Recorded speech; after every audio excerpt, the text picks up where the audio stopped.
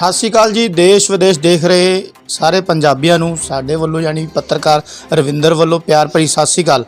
ਅੱਜ ਅਸੀਂ ਆਏ ਹਾਂ ਲੁਧਿਆਣੇ ਦੇ ਇੱਕ ਐਸੀ ਸ਼ਖਸੀਅਤ ਦੇ ਨਾਲ ਤੁਹਾਨੂੰ ਰੂਬਰੂ ਕਰਵਾਵਾਂਗੇ ਜਿਨ੍ਹਾਂ ਦਾ ਪੂਰੇ ਪੰਜਾਬ ਦੇ ਉੱਤੇ ਪੂਰਾ ਨਾਮ ਆ।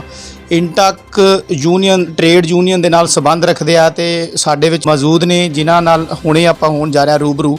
ਤੇ ਮਜ਼ਦੂਰਾਂ ਨੂੰ ਲੈ ਕੇ ਜੋ ਕਿ ਸਮੱਸਿਆ ਆਉਂਦੀਆਂ ਆਏ ਦਿਨ ਕੋਈ ਨਾ ਕੋਈ ਮਜ਼ਦੂਰਾਂ ਨੂੰ ਸਮੱਸਿਆ ਆਉਂਦੀਆਂ ਵਾ। ਈਵਨ ਕਿ ਪੰਜਾਬ ਦੇ ਅੰਦਰ ਪੰਜਾਬ ਸਰਕਾਰ ਦੁਆਰਾ ਹੀ ਵੀ ਲੋਕਡਾਊਨ ਦੀ ਵੀ ਤਿਆਰੀ ਹੋ ਰਹੀ ਆ।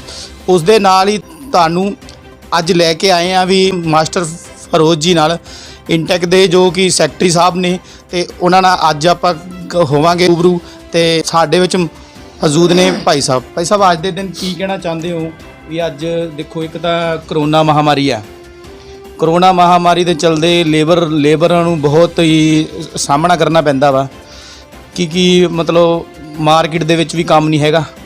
ਉਲਟਾ ਲੇਬਰ ਲਾਅ ਦੇ ਹੁਣ ਜਿਹੜੇ ਐਕਟ ਆਏ ਆ ਉਹ ਵੀ ਤਕਰੀਬਨ ਕਾਫੀ ਤਾਂ ਦੇਖਿਆ ਜਾਵੇ ਤਾਂ ਸਿੱਧੇ ਤੌਰ ਤੇ ਮਾਲਕਾਂ ਨੂੰ ਫਾਇਦਾ ਵਾ। ਤੁਹਾਡਾ ਕੀ ਕਹਿਣਾ ਅੱਜ ਦੇ ਦਿਨ? मैं Firoz master Rashtriya Mazdoor Congress INTUC secretary Punjab state hosiery labour प्रधान पंजाब स्टेट।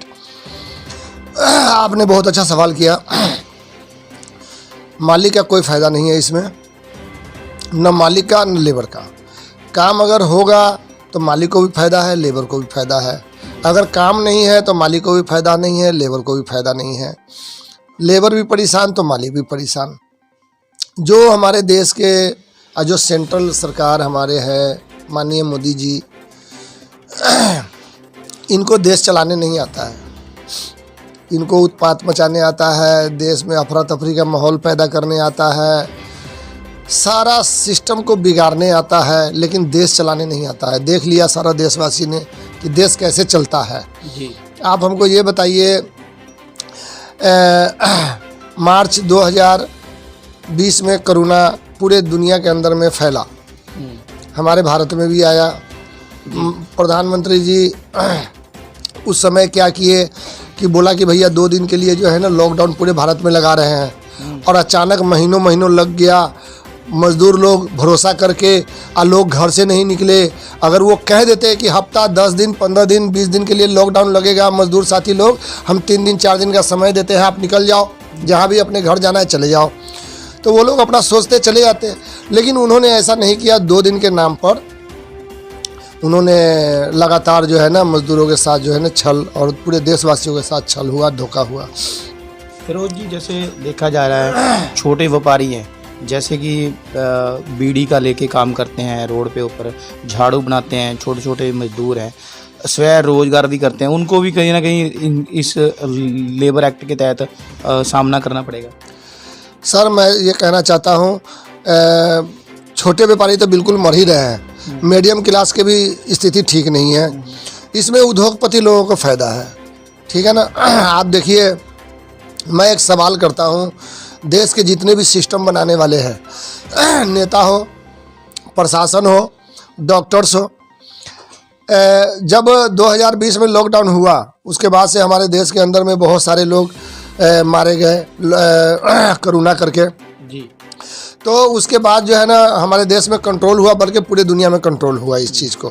तो देश में जब कंट्रोल हुआ उसके बाद से लोगों ने, लीडर लोगों ने, प्रशासन ने, हर चीज़ सिस्टम ने, पूरे सिस्टम ने हाथ पे हाथ धके बैठा रहा और कोई इस पे काम नहीं किया। वैक्सीन सही ढंग से वितरण नहीं किया और सही ढंग से मतलब कोरोना पे काम नहीं किया। तो आज जो है आप देख लीजिए फिर से दोबारा आ गया। आज पूरे देश में दहशत फैला हुआ है, कुछ होने को नहीं है। काम शुरू हुआ था अभी फिर लॉकडाउन का चक्कर पड़ गया। दिल्ली हो गया, बम्बई हो गया, अब महाराष्ट्र में भी ये क्या कहते हैं, राजस्थान में भी हो रहा है। इस तरह का जो है ना सिर्फ सिस्टम की कमी की वजह से और मानसिकता की वजह से आज देश में फिर अफरा तफरी का माहौल पैदा हो गया है और गरीब लोग मारे जा रहे हैं। शाम को बोलते हैं कि जिंदा है बंदे, सुबह में जाते हैं मिलने के लिए तो कहता मर गया। लाश एक दूसरे को दे एक लाश, किसी का लाश किसी को दे देते हैं। तो ये डॉक्टर क्या कर रहे हैं? डॉक्टर है कैसा? ये डॉक्टर नहीं है, ये लोग जल्लाद है, ये लोग राक्षस है, ये लोग जो है इंसानों को मारने का काम करते हैं। मैं इसकी कड़ी निंदा करता हूँ और ऐसे डॉक्टर को जेल में होनी चाहिए। जो हमारे देशवासी भी कहते हैं कि डॉक्टर ईश्वर का दूसरा रूप होता है, उसका काम होता है जीवन देना, लेकिन जीवन लेना नहीं। आप देखो बहुत सारे को अब मर गया कोरोना के नाम पे, मरा नहीं बल्कि उसको मार दिया। अब मारने के बाद जो है उसको बॉडी को सील कर दिया, देखना मत, देखना मत, देखोगे तुम्हें कोरोना हो जाएगा। डर के मारे लोग देखते नहीं हैं। मुसलमानों को लाशों को जो है दाह संस्कार करा देते हैं, हिंदू को लाश को दफन करवा देते हैं। तो ये सब सिस्टम की कमी है ना। अब आप हमको ये बताइए, कोरोना से बंदा मर गया, आप पोस्टमार्टम नहीं करते हैं तो यहाँ पे चीर देते हैं पेट में, किडनी निकाल रहे हैं आप। कई सबूत है मेरे पास, कई वीडियोस है मेरे पास, ऐसे आते हैं लोग, भाई आप कोरोना से मर गया बंदा, आप उसको पोस्टमार्टम कराइए। पोस्टमार्टम होता है तो सामने छाती चीरा जाता है, ब्रेन खोला जाता है। ये यहाँ पर हल्का सा 4 इंची टक मार के किडनी निकालने के अलावा और क्या उसमें दिखता है। तो मैं कहता हूँ ये सारे सिस्टम है पूरे दुनिया के अंदर में, इसमें किडनी का खेल हो रहा है। ये आपको नहीं लगता अभी देश के अंदर महामारी फैली हुई है? अभी आपको देखें बंगाल में भी इलेक्शन है, केंद्र सरकार की जो नीतियां हैं वो देश के ऊपर कोई ऐसी कड़े कानून नहीं आए भी लोगों का जिसमें बेनिफिट हो, उसके बारे में क्या कहना चाहते हैं? मैं ये कहना चाहता हूँ, देखिए आपने बहुत अच्छा सवाल किया है। देश के अंदर में महामारी चल रहा है, कोरोना फैला हुआ है, मंदिर और मस्जिद को बंद कर दिया गया। कहते हैं कि मंदिर में मत जाना, भगवान के पास मत जाना, ईश्वर से मत मुलाकात करना, डॉक्टर से मुलाकात करो और डॉक्टर के पास जाओ और मौत की डिग्री पाओ। डॉक्टर के पास जाने के बाद ही बंदे मरते हैं। घर पे आज तक आपने सुना है, मीडिया है, आपको सब जानकारी होनी चाहिए कि कोरोना से कोई भी आदमी अपने घर पे मरा है। चलो हो गया, वायरस है, ये लग गया, तो डॉक्टर इस पर रिसर्च करे, इलाज करे। इलाज करने के बजाय जो है बंदे को मारे जा रहे हैं। आज हर रोज़ जो है 2-3 हज़ार लोग हमारे देश में मारे जा रहे हैं। तो ये बहुत ही गंभीरता बात है। दूसरी बात यह है, आपने कहा इलेक्शन की बात, तो आप हमको ये बताइए कि अभी जो है बंगाल के अंदर में 50,000, 1-1 लाख, 2-2 लाख का जुलूस निकल रहा है इकट्ठा। भीड़ इतनी है गंभीरता की तरह से, कोई सोशल डिस्टेंस नहीं, कोई सैनिटाइज नहीं, कुछ भी नहीं है। और माननीय प्रधानमंत्री जी, गृह मंत्री जी और जितना भी हमारे सेंट्रल सरकार के टीम है वो सारे के सारे जो है ना उसमें लगे हुए हैं अपने वोट के चक्कर में, सत्ता हासिल करने के चक्कर में। देश के बारे में किसने सोचा? तृणमूल कांग्रेस भी जो है, सारे पार्टी, मैं किसी पार्टी की बात नहीं करता, जितनी भी पार्टी है सब पार्टी जो है अपनी अपनी रैलियां कर रहे हैं, हज़ारों, 50 हज़ार, लाखों की संख्या में अपनी जुलूस निकाल रहे हैं। कोरोना वायरस से उनको डर नहीं लग रहा है। उनको कोरोना वायरस नहीं हो सकता है, ये आम गरीबों को कोरोना वायरस हो सकता है।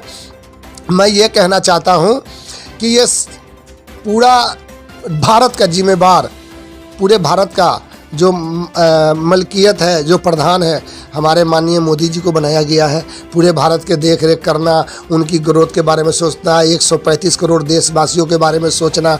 देशवासी ने वोट दे करके 2014 में उनको बनाया। 2014 से लेकर के आज 2021 है। आप देख लीजिए कि देश के अंदर में क्या क्या हुआ है। नोटबंदी हुआ, लाइन में लग के बंदे मर गए, ठीक है ना। जो जो काम इन्होंने किया है सब उठपटांग काम किया है। यानी कि रात के 12 बजे ऐलान करते हैं। बताइए, लोग इनके कहते हैं, इनके बंधु लोग, इनके चाहने वाले लोग कहते हैं कि हमारे प्रधानमंत्री जी 24 घंटा काम करते हैं।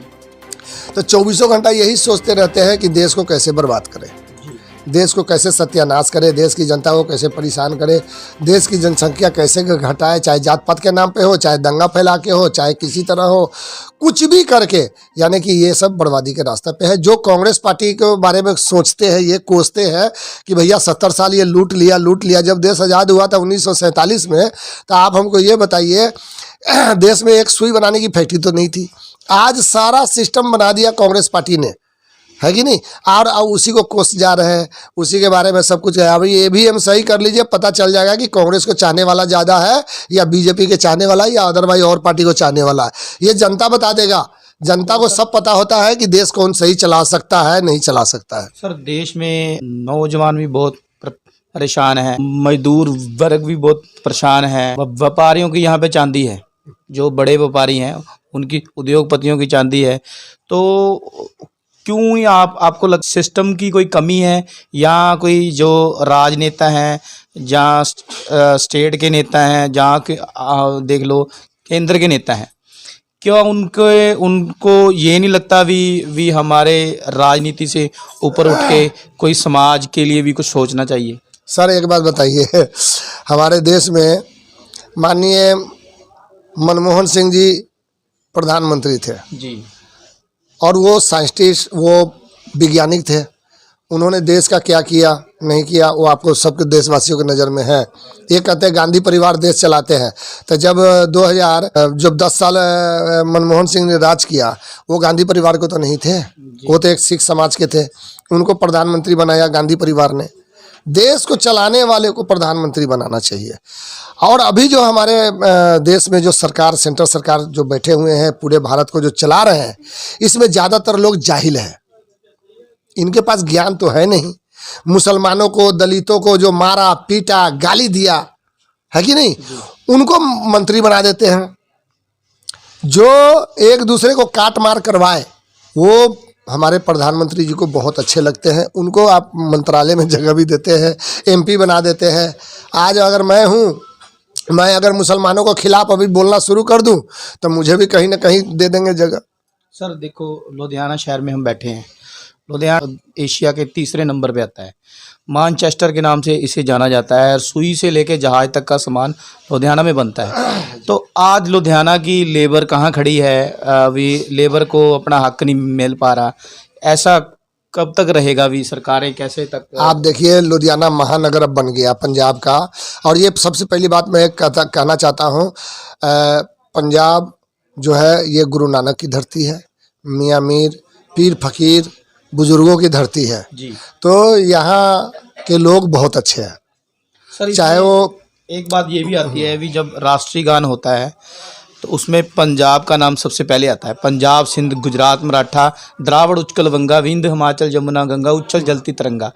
पंजाब, आपको नहीं लगता कि पंजाब का नाम इतना पहले आने के बावजूद भी आज पंजाब बहुत पीछे खड़ा है? उसकी स्थिति क्या, कारण क्या है? सब राजनीति का शिकार है जी। जितने भी स्टेट हो रहे हैं राजनीति के शिकार होते हैं। पहले 10 साल पहले 7 साल पहले जो है जब कांग्रेस की शासन थी सेंटर में, तो इस तरह किसी भी स्टेट के लिए जातिवाद और परिवारवाद या किसी तरह का कोई टिप्पणी नहीं होता था। अब आप देख लीजिए टिप्पणी होता है। आपने कहा पंजाब का नाम सबसे पहले, क्यों नहीं आएगा?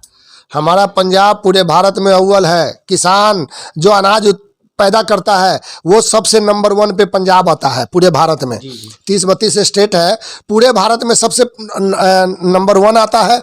आज पूरे देश के अंदर में जब अंग्रेजों का शासन था पूरे भारत में, तो शहीद आजम भगत सिंह अपनी शहादत दिया 23 मार्च 1931 को, जब उनको फांसी दिया गया। वो जवान थे, उनकी शादी नहीं हुई थी।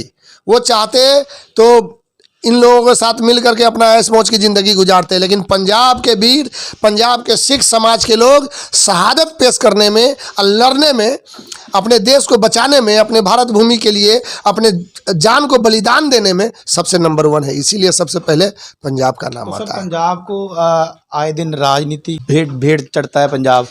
कभी उसको मतलब अकाली दल सरकार द्वारा भी देखा जाता है, झूठे मूठे वादे किए जाते हैं। कांग्रेस सरकार द्वारा भी, अब पंजाब में कांग्रेस है, भी ये स्मार्टफोन देंगे, ये देंगे। अभी जो लेबर लॉ आया है उसके ऊपर, लेबरों के ऊपर आप ज़्यादातर प्रवासी जो मजदूर हैं, लुधियाना में एक एम्पायर है भी, ज़्यादातर लोग लुधियाना में काम करते हैं। हौजरी लाइन से ले लो, चाहे आप इंडस्ट्री लाइन से ले लो, बहुत से प्रवासी यूपी बिहार से सर आके यहाँ काम करते हैं। पर आज भी क्या आपको लगता है भी लुधियाना भी देश का तीसरे नंबर पे जो एशिया पे है, वो रह पाएगा कि नहीं रह पाएगा? पंजाब को कोई माई का लाल में दम नहीं है कि 1 इंच भी हिला दे जी। ठीक है ना। मैं चाहता हूँ कि नेता लोग जो है वो सही रहे, ठीक है ना, चाहे किसी भी पार्टी का हो, अकाली दल का हो, कांग्रेस का हो। और ऐसे भी मैं खुदा का शुक्र अदा करता हूँ कि यहाँ पर जो है ना कैप्टन साहब मुख्यमंत्री है, इसीलिए यहाँ का माहौल अभी ठीक है। नहीं तो हमारे सेंट्रल सरकार ने पंजाब को भी मतलब अफरा तफरी के माहौल बनाने की कोशिश किया, जात पात की राजनीति वाला काम करने की कोशिश किया, लेकिन यहाँ इनका दाल गला नहीं, इसीलिए पंजाब बचा हुआ है। और पंजाब एक ऐसा स्टेट है भारत का जो देता है लेता नहीं है। आप देख लीजिए, हमारे पंजाबी भाई पूरे भारत के अंदर में जितने भी पूरे भारत के अंदर में, बल्कि पूरे दुनिया के अंदर में लंगर कौन खिलाता है? पंजाबी भाई। पूरे भारत में नहीं, पूरे दुनिया में। आज पूरे दुनिया में अब हमारे भारत के कितने स्टेट है?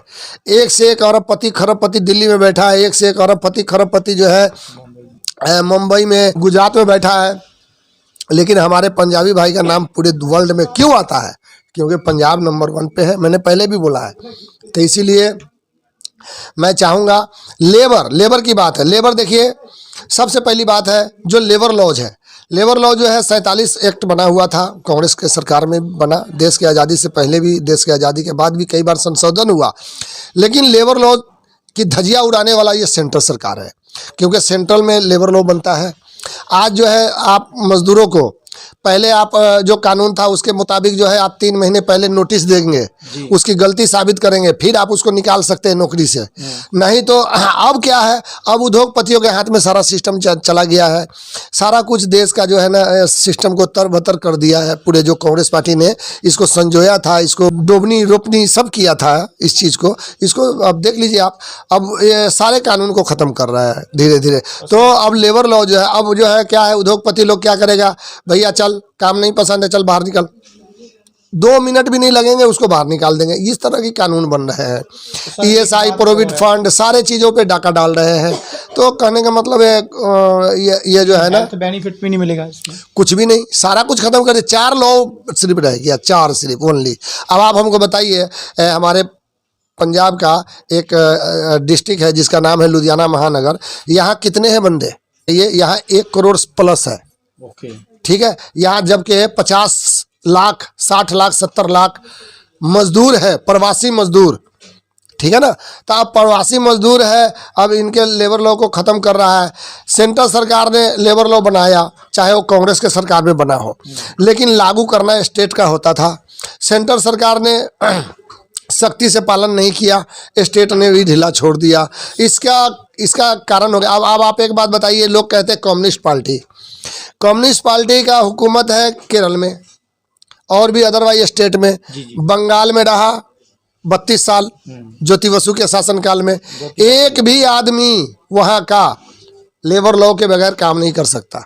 वहाँ हर आदमी को लेबर लॉ से पहले जोड़ा जाता था, लेबर लॉ के कार्ड लेबर यूनियन का कार्ड बनाया जाता था, लेबर लॉ के साथ जोड़ करके उसको फिर नौकरी पे रखा जाता था। उसका सारा लेबर लॉ का सिस्टम का लाभ जो है वो मिलता था उसको। और ये जो है उसी तरह से केरल में है। कानून का पालन करने वाला अगर कोई है ईमानदार नेता, आज भी ज्योति बसु का घर जाकर के देखिए तो वो झोपड़पट्टी ही था जी। 32 साल मुख्यमंत्री के बनने के बाद यहाँ तो एगो MLA बनता है, वो जाकर के 2 साल 3 साल के बाद देखिए वो कई 100 करोड़ का मालिक हो जाता है। तो ये हमारे देश में हम नेतागिरी के ऊपर। क्यों, मैं आपसे पूछना चाहता हूँ, आज के दिन पंजाब के अंदर MP की 13 सीटें हैं, 13 सीटें हैं, और साथ वाला हमारा पड़ोसी जो स्टेटें हैं, हरियाणा में लगभग 9 सीटें के आसपास हैं जी MP की। हिमाचल की बात कर लें तो हिमाचल में लगभग सीटें हैं, 4 सीटें हैं MP की। क्यों नहीं आपको लगता कि पंजाब में अगर भी पंजाब की तरफ केंद्र सरकार का रुख क्यों नहीं है कि जब उनकी कमी हिमाचल और हरियाणा पूरी कर रहा है, तो आपको नहीं लगता भी पंजाब की तरफ केंद्र सरकार का कुछ ध्यान ही नहीं है? अरे देख लीजिए, हरियाणा वालों ने पानी बंद कर दिया पंजाब का। सतलुज का पानी बंद है कि नहीं है? देखिए, ये सब जलन निकालते हैं। इसी में अगर बीजेपी की सरकार होती है ना, ये अपने अपने स्टेट में देखते हैं, अपने अपने स्टेट में ये देखते हैं, जो विपक्षी है उसका सरकार बन गया उस स्टेट में नहीं देखते हैं, ठीक है ना। तो इसी करके मैं कहना चाहता हूँ मीडिया के माध्यम से कि ये जो है ना टसन वाली सरकार है, जलन वाली सरकार है, टसन वाली सरकार है, दुश्मनी निकालने वाली सरकार है। अगर मोदी के खिलाफ कोई बोल दे तो भाई वो सुनते हैं कि मार देते हैं लोग, तो इसीलिए लोग डरते भी हैं इनसे। अब ये आप सुने थे कि बाबा साहब ने जो संविधान लिखा वो बदलने की कोशिश किया कुछ हद तक। ये हम तो ये भी सुन रहे हैं कि इन्होंने अपना पर्सनल संविधान बना के रखा हुआ है। सर फिरोज भाई, आपका पूरे पंजाब में आपको लोग, अब एक पहचान है आपकी, लोग आपको जानते हैं मास्टर फेरोज जी के नाम से। पर मैं कहना चाहता हूँ भी आज आखिर आप जब हम भी आज के समय भी आप आखिर में क्या कहना चाहते हो हमारे चैनल के माध्यम से? क्या मैसेज दोगे कि लोगों को लगेगा भी ऐसा भी कैसा एहतियात बरतना चाहिए? एक तरफ महामारी का प्रकोप है, एक तरफ गरीबी के बेहाल हैं, और मजदूर काम करेगा तो कैसे करेगा? मैं अपने सबसे पहली बात है, मैं मज़दूरों का लीडर हूं, तो मैं मज़दूरों के बारे में कहना चाहता हूं। मैं अपने पूरे भारत के मज़दूरों से एक अपील करना चाहता हूं कि आप जो है दूरी बना के रखें, सैनिटाइज करें, और कोशिश करें कि आप रोज़ सुबह उठे तो गर्म पानी पिए, उसमें काली मिर्च, दालचीनी वगैरह ये सब खौला करके, अदरक वगैरह खौला करके उसको पिए, ताकि हॉस्पिटल जाने की नौबत ना आए। हॉस्पिटल आप चले गए तो कम चांस रखिएगा कि आप बच के आएंगे, ठीक है ना। तो इसलिए जो है घर पे ही सारा व्यवस्था करें, दूरी बना के, सोशल डिस्टेंस वगैरह, सैनिटाइज हाथ को करें, रोज़ सुबह नहाए, दोपहर को नहाए, शाम को नहाए, आपको जितनी बार मर्जी करें नहाए, साफ़ सुथरा रहे, कोरोना को भगाए, ठीक है। दूसरी बात यह है, जो आप अफरा तफरी के माहौल जो बनाते हैं रेलवे स्टेशन, बस स्टैंड, तो मैं जानता हूं कि अफरा तफरी का माहौल पिछली साल जो है 2020 में जो धोखा खाया मजदूरों ने, और 1500 2 हज़ार किलोमीटर मजदूरों ने चल करके जो गया, और जो मजदूरों का हालात था पूरे पंजाब से लेकर के पूरे भारत के अंदर में, तो वो बहुत ही, वो दिन याद आता है तो अच्छा लगता नहीं है। वो दिन बहुत ही दुख का दिन था। जो मजदूर हमारे 2 हज़ार किलोमीटर पैदल जा कर के क्या कहते हैं उसको, अटैची पे बच्चे सुला करके लोग पैदल लेके जाते थे, और पुलिस वाले पाँव में बोतल भी बांधी गई थी, पुलिस वाले उस हालात में उसको डांगे मार रहे थे, किसी को पैर तोड़ दिया, किसी को हाथ तोड़ दिया। तो ये लोग जल्लाद थे जो इन्होंने ऐसा काम किया हमारे मजदूरों के साथ, और हमारे मजदूर बहुत सब्र किया। तो उसी डर से अभी हमारे मजदूर लोग जो है बस स्टैंड में, और भी जो है ना क्या कहते हैं रेलवे स्टेशन पे जा कर के इकट्ठे होते हैं। उस समय भी सेंटर सरकार फेल थी, आज भी सेंटर सरकार फेल है। तो मैं अपील करना चाहूँगा मजदूर साथियों, आप अपने सिस्टम से जाइए आइए, लेकिन हमारे पंजाब में इस तरह का कोई माहौल नहीं है। हमारे पंजाब में कैप्टन साहब ने बहुत अच्छा गाइडलाइंस जारी किया है, आप काम कर सकते हैं, हौजरी भी खुली हुई है। लेकिन चलिए, मालिक लोग भी डरे हुए हैं कि जहाँ माल बेचना है बम्बई, दिल्ली और भी स्टेट में, वहाँ लॉकडाउन लग गया है, तो थोड़ा सा डरे हुए हैं। इसमें सभी को नुकसान है, मालिक का भी है, लेबर का भी है। तो मैं अपने पंजाब के मजदूर साथियों से ख़ास तौर से अपील करना चाहूँगा कि आप लोग नहीं जाए, आप लोग यहीं रहे, काम चल गया है। और हमारे यहाँ गर्म कपड़े का जो सीज़न है अब शुरू होने जा रहा है, और गर्म कपड़ा जो हमारे पंजाब में बनता है ये पूरे वर्ल्ड में नामी है, पूरे वर्ल्ड में फेमस है, और पंजाब से ही गर्म कपड़ा हर जगह जाता है। तो मैं यही कहूँगा, काम यहाँ चल रहा है, आप लोग काम पर ध्यान दीजिए और सही ढंग से आप रहिए। पंजाब सरकार से भी अपील करूंगा कि हमारे मजदूरों के साथ जो भी हो सके, जितना ज़्यादा से ज़्यादा सुविधा हो सके वो मुहैया कराए। और फैक्ट्री मालिक से भी अपील करना चाहूँगा कि काम 1 महीना तक ये अफरा तफरी रहेगा, फिर उसके बाद सही हो जाएगा। तो मैं यही चाहता हूँ कि आप थोड़ा ही दर्जी रखें, लेबर रखें और काम कराएं, कोई दिक्कत नहीं। थोड़ा सा काम कम कर दे लेकिन रोज़ काम दे तो बढ़िया है।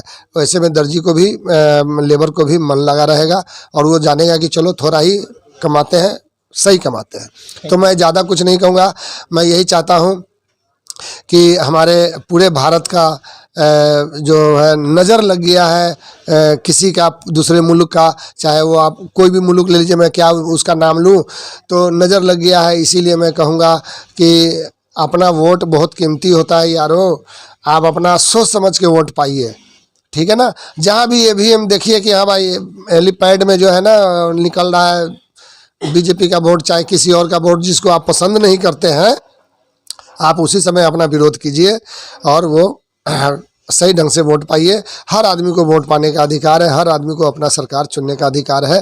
तो इस सरकार से बचिए, ऐसे सरकार से जो हमारे सरकार कुछ दे नहीं सकता और सारा कुछ ले सकता। एक बात आखिरी में कहना चाहता हूँ, आप बताइए, पूरे देश की संपत्ति, सरकारी संपत्ति को इन्होंने गिरवी रख दिया, बेच दिया और देश को गुलाम बनाने की षड्यंत्र रचा जा रहा है। ठीक है ना। मैं एक दिन जा रहा था रेलवे स्टेशन पे, देखा उस पे अडानी मालगाड़ी पे लिखा हुआ था अडानी। अब तो रेलवे जितना देश की संपत्ति है सब अडानी अंबानी जैसे उद्योगपतियों को दे दिया है। अब उनकी गुलामी करना पड़ेगा। लगता है हमें कि जिस तरीके से अंग्रेज जो है ना हमारे देश में शासन किया है और गुलाम बना के रखा है, मुझे डाउट है वैसे हम लोग उस समय तक रहेंगे या नहीं रहेंगे। बच्चे तो हमारे सब उसका नस्ल लोग देखेंगे। तो मैं यही चाहूँगा देश के अंदर में प्रधानमंत्री जी को थोड़ा सुदबुद्धि आ जाए और देश को बढ़िया चलाए। देश उसका भी है, मेरा भी है, हम सबका है। तो मैं यही खुदा से दुआ करता हूँ, थोड़ा प्रधानमंत्री जी को अकल उकल दे दीजिए अल्लाह। रमज़ान के समय में मैं अल्लाह ताला से दुआ करता हूँ कि प्रधानमंत्री, गृह मंत्री जी, ठीक है ना, जितने भी हमारे सरकार में मंत्रालय हैं सबको थोड़ा सुदबुद्धि दे दे और थोड़ा सा अकल दे दे कि वो देश को बढ़िया से चलाए, जात पात की राजनीति न करे। अगर वो बढ़िया से चलाएंगे तो देश में सब उनको चुनेंगे। बड़ी उत्साह के साथ 2014 में प्रधानमंत्री जी को लाया एक चाय बेचने वाले को, पर इन्होंने देश का माहौल ऐसा बना दिया कि आज जो है ना सबसे नफरत हो गया, एक चाय वाले से भी नफरत हो गया। तो इसलिए ज़्यादा कुछ नहीं कहूँगा। मजदूर साथियों, प्लीज़ रिक्वेस्ट है, लुधियाना में ज़रूर जमे रहे, जाने की ज़रूरत नहीं है। काम करें, अच्छा से करें और सोशल डिस्टेंस बना के रखें, दूरी बना के रखें, मास्क लगा के रखें। जय हिंद, जय भारत, अस्सलाम वालेकुम। ਇਹ ਸਨ ਸਾਡੇ ਵਿੱਚ ਮੌਜੂਦ ਮਾਸਟਰ ਫਿਰੋਜ਼ ਜੀ, ਇੰਟਕ ਦੇ ਪੰਜਾਬ ਦੇ ਜਿਹੜੇ ਸੈਕਟਰੀ ਨੇ। ਇਹਨਾਂ ਨੇ ਆਪਣਾ ਦਰਦ ਦੱਸਿਆ। ਇਹਨਾਂ ਦੇ ਦਰਦ ਦੇ ਵਿੱਚ ਝਲਕ ਰਿਹਾ ਸੀਗਾ ਵੀ ਦਿਲ ਦੀ ਗਹਿਰਾਈ ਤੋਂ ਇਹਨਾਂ ਨੇ ਜਿਹੜਾ ਮਜ਼ਦੂਰਾਂ ਦਾ ਦਰਦ ਪ੍ਰਗਟ ਕੀਤਾ। ਤੇ ਇਹ ਸਿੱਧੇ ਤੌਰ ਤੇ ਇਹ ਕਹਿਣਾ ਚਾਹੁੰਦੇ ਆ ਵੀ ਇਹ ਦੇਸ਼ ਨੂੰ ਇਸ ਟਾਈਮ ਸਮੇਂ ਆ ਕਿਸੇ ਸੂਝਵਾਨ ਨੌਜਵਾਨਾਂ ਦੀ, ਇੱਕ ਐਸੇ ਲੀਡਰ ਦੀ ਜੋ ਕਿ ਸਾਨੂੰ ਦੇਸ਼ ਨੂੰ एक गरीबी दे दलदल विचों कढ़ के ते उपर लैके आऊगा। देखते रहो अब न्यूज़ इंडिया, लोकतंत्र दी आवाज़। कैमरामैन राकेश शर्मा दे नाल पत्रकार रविंदर दी रिपोर्ट जी। धन्यवाद जी।